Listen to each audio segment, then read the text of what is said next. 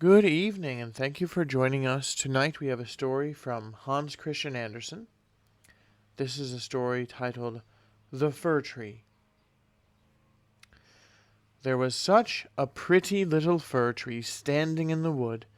It grew in a good place, able to catch the sun, getting plenty of fresh air, and many bigger companions grew around about, both firs and pines. But the little fir tree was so impatient to grow, it thought nothing of the warm sunshine and the fresh air. It cared nothing for the village children prattling away as they gathered strawberries or raspberries. Often they would come along carrying a whole jugful or a string of strawberries threaded on straw, and, sitting down by the little tree, would say, "Isn't it a pretty little one?" The tree hated to hear it. By the next year it had grown a long shoot bigger, and the next year again an even bit longer one. You see, from the number of joints on a fir tree, you can always tell how many years it has been growing. "Oh, if only I were such a big tree like the others," sighed the little tree. "I'd be able to spread my branches right out and from my top see into the wide world. The birds would come and build their nests in my branches, and when the wind blew, I'd be able to nod as grandly as they all do." It got no pleasure at all out of the sunshine, or the birds, or the crimson clouds which sailed over its head in the morning and evening. Often in the winter time, when the snow lay glistening white all around, a hare would come bounding along and leap right over the little tree. And how that did annoy it! But 2 winters went by, and by the third the tree was so big that the hare had to go around it. Oh, to grow, to grow, to get big and old! That was the only nice thing in all the world, thought the tree. In the autumn, the woodcutters always came and felled some of the tallest trees. This happened every year, and the young fir tree, which by now was quite well grown, trembled to see it, for the magnificent trees would fall, creaking and crashing to the ground. Then their branches would be cut away, and they would look altogether bare and long and narrow. One hardly knew them again. And they would be laid on wagons, and horses would pull them away out of the wood. Where were they going? What was in store for them? When the swallow and the stork came in the spring, the tree said to them, "Don't you know where they were taken? Didn't you meet them?" The swallows knew nothing, but the stork, looking thoughtful, nodded its head and said, "Well, I believe so. I met lots of new ships on my flight from Egypt, and there were splendid masts on them. I dare say they were the ones. They smelt of fur. I can give you news of them. They've come out on top." "Oh, if only I were big enough to fly away over the sea! What's it really like, this sea? What does it look like?" "Well, that would take too much explaining," said the stork, and off it went. "Be glad of your mouth," said the sunbeams. "Be glad of your healthy growth, of that young life that's in you." And the wind kissed the tree, and the dew shed tears over it, but the fir tree didn't understand. Now at Christmas time quite young trees would be felled, trees which often were not even as big or as old as this fir tree, which knew neither peace nor rest, but was forever wanting to push on. These young trees, and they were the nicest ones of all, were always left with their branches on. They were placed on wagons, and pulled off out of the wood by horses. "Where are they going?" asked the fir tree. "They're no bigger than I am, and one of them was even a lot smaller. Why were they left with all their branches on? Where are they going to?" "We'll tell you where, we'll tell you where," chirped the sparrows. "We've been in the town, looking in through the windows. We know where they go to. Why, They go to the greatest honor and glory you can think of. We've peeped in through the windows and seen them, planted in the middle of the warm room and decorated with the loveliest of things, such as golden apples, gingerbread, toys, and hundreds of candles." "And then?" asked the fir tree, trembling in all its branches.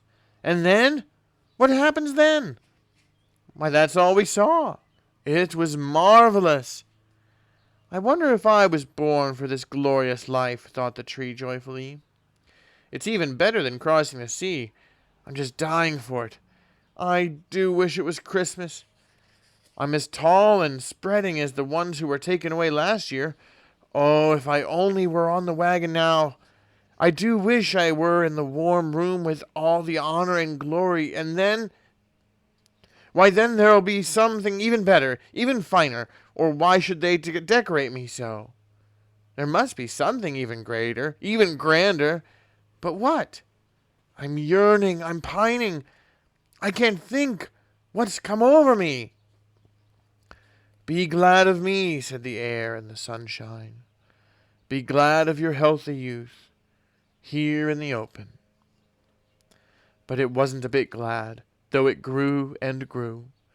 Winter and summer, it was always green, dark green, and people who saw it said, "That's a nice tree." And at Christmas, it was the first of all to be felled.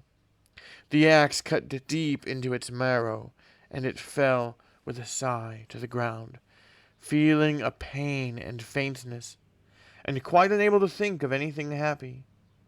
It was so sad at the thought of parting from home, from the spot where it had grown up, knowing that it would never more see its dear old companions, the little bushes and the flowers that grew around it, nor even, perhaps, the birds.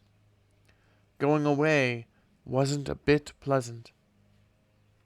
It came to itself in the yard then, when, unloaded with the other trees, it heard a man say, "That's a beauty. We'll have that one." Now 2 servants in full dress came and took the tree into a lovely big room. There were portraits hanging on the walls, and standing by the fireplace were big Chinese vases with lions on the lids. There were rocking chairs, silk sofas, and big tables piled with picture books and toys worth 100 times 100 shillings, or so the children said. The fir tree was stood up in a big barrel filled with sand, though nobody could see it was a barrel, as green cloth was hung around it, and it stood on the big gaily colored carpet. How the tree trembled! Whatever was going to happen? Servants and young ladies both began to decorate it. On the branches they hung little bags cut out of colored paper, each one filled with sweets. Golden apples and walnuts hung as though they had grown there, and over 100 red, blue, and white candles were fixed onto its branches. Dolls that were the living image of people, and that the tree had never seen the like of, hung among the greenery. And right at the very top was a big star made of gold tinsel. It was gorgeous, positively gorgeous. "Tonight," they all said. "Tonight it's going to be all lit up." "Oh," thought the tree, "if only it was tonight. If only the lights would soon go on. And I wonder what will happen then. Will trees come from the wood to look at me, I wonder? Will the sparrows fly about the window, I wonder? Shall I grow fast here and stand decorated winter and summer, I wonder?" Oh, yes, it had the right ideas, but the sheer longing had given it a proper barkache, and barkache is as bad for a tree as a headache is for us. At last the candles were lit. What splendor! What magic! The glory of it made the tree tremble in every limb, so much that one of the candles set fire to the greenery. It hurt horribly. "Goodness gracious!" cried the young ladies, hastening to put it out. The tree was too frightened even to tremble now. It was really horrid. It was so afraid of losing some of its finery, and was quite bewildered by all the glory. And then all at once the folding doors were opened, and a crowd of children came rushing in, as though they would upset the whole tree. The older people quietly followed them. The little ones stood perfectly still, but only for a moment, for then they all shouted for joy, making the whole place ring with their cries. They danced round the tree, while presents were picked off one after another. "What are they up to?" thought the tree. "What's going to happen?" The candles burnt right down to the branches, and as they did so, they were blown out, and afterwards the children were allowed to strip the tree. And the way they rushed at it, making it creak in all its branches! If it hadn't been fastened to the ceiling by its tip and its golden star, it would have crashed. The children were skipping around with their splendid toys, nobody looking at the tree except the old nurse, who went peering in among the branches, though only to see whether a fig or an apple had been forgotten. "A story! A story!" cried the children, pulling a fat little man over towards the tree. And sitting down underneath it, he said, "Now we're in the wood, and it won't do the tree any harm to listen to it. But I'm only going to tell one story.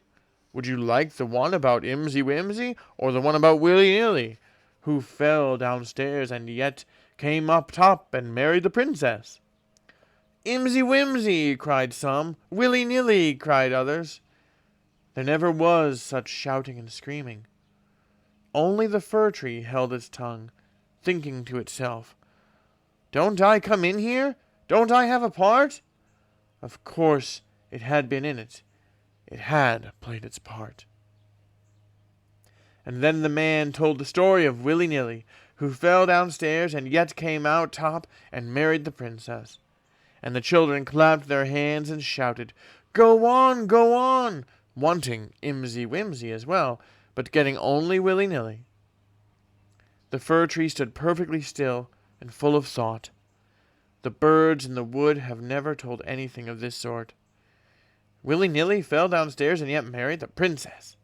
Ah, yes, that's the way of the world, thought the fir tree, believing the story to be true because such a nice man had told it. Ah, yes, who knows? Perhaps I shall fall downstairs and marry a princess. And it looked forward to being dressed in candles and toys and in gold and fruit the next day.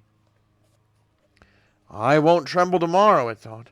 I'll really enjoy all my splendor. I shall hear the story of Willy Nilly again tomorrow, and perhaps the one about Imsy Wimsy as well. And the tree stood silent and thoughtful all night. In the morning, the servants came in. Now for the finery again, thought the tree. But they dragged it out of the room and upstairs into the attic, where, in a dark corner, without a gleam of daylight, they left it. What's the meaning of this? Thought the tree. I wonder what I'm going to do here. I wonder what I'm going to be told here. And, leaning up against the wall, it stood, thinking and thinking. And it had plenty of time for it, for days and nights went by. Nobody came, and when at long last, somebody did, it was only to put some big boxes away in a corner. The tree stood quite hidden. Anyone would have thought it was clean forgotten. It'll be winter outside, thought the tree. The ground will be hard and covered with snow. They won't be able to plant me, so they'll be leaving me here in shelter till the spring. How very thoughtful of them. How good human beings are. If only it wasn't so dark and so dreadfully lonely. Not even a little hare. It was really so nice in the wood, when the snow lay round about and the hare bounded past. Yes, even when it jumped over me, though then I didn't use to like it. It's so awfully lonely up here. "Squeak, squeak," said a little mouse just then, popping out of its hole. followed by another one. They came sniffing at the fir tree and slipping in and out among its branches. "Isn't it horribly cold?" said the little mice. "It's a heavenly place, though, except for that, isn't it, old fir tree?" "I'm not at all old," said the fir tree. "There are plenty a lot older than I am." "Where do you come from?" asked the mice. "And what do you know?"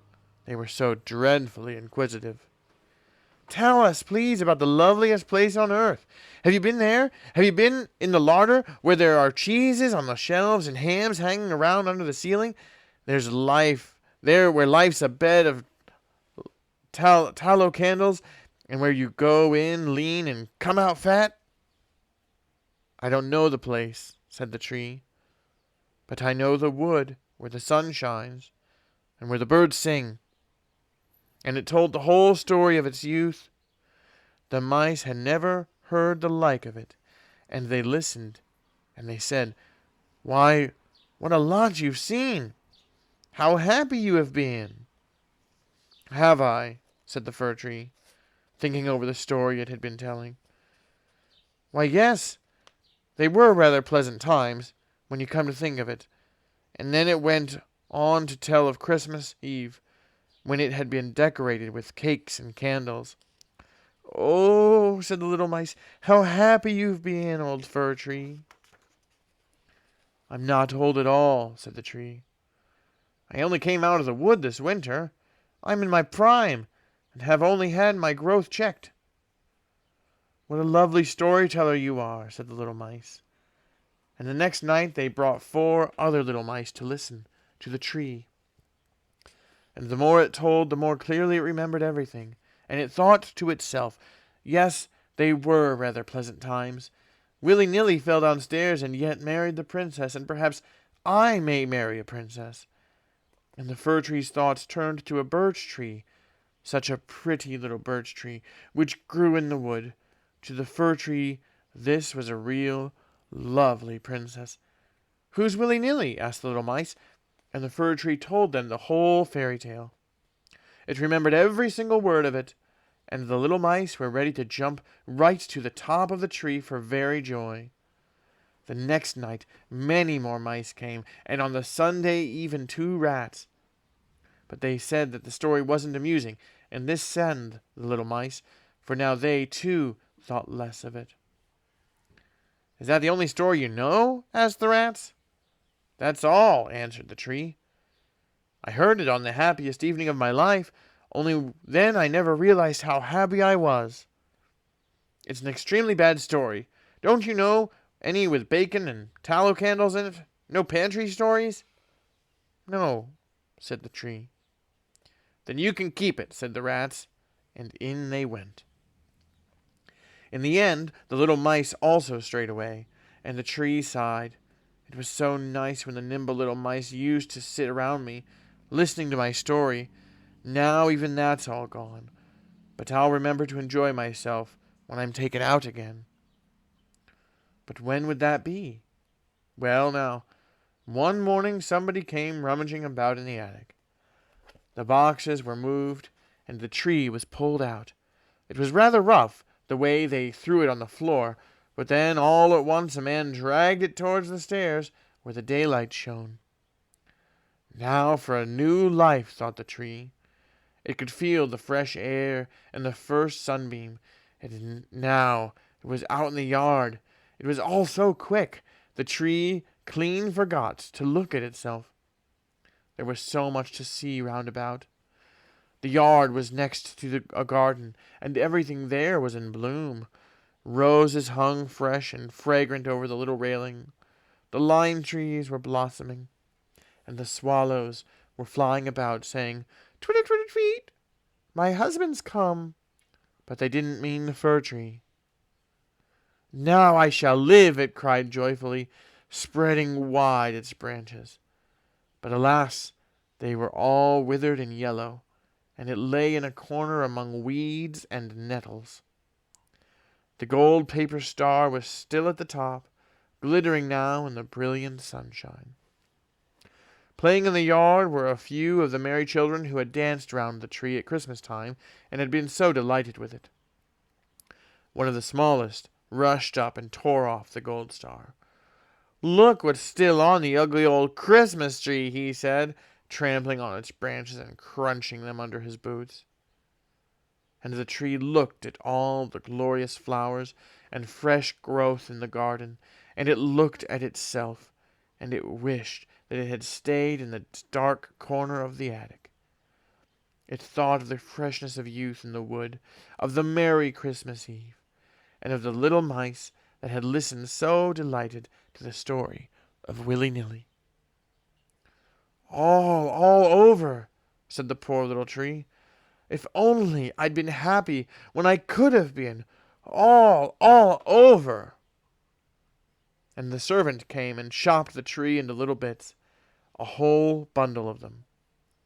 It made a lovely blaze under the scullery copper, and it sighed so deeply, every sigh like a little crackle.